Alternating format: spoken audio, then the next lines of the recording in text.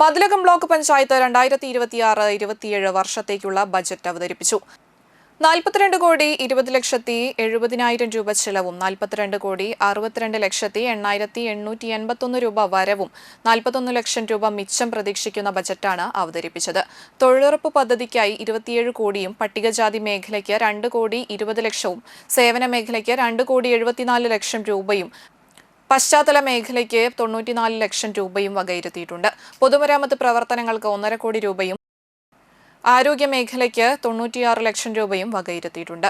Block panchayat president T K. Ramesh Babu അധ്യക്ഷത വഹിച്ച യോഗത്തിൽ വൈസ് പ്രസിഡന്റ് ശ്രീദേവി ദിനേശ് ആണ് ബജറ്റ് അവതരിപ്പിച്ചത്.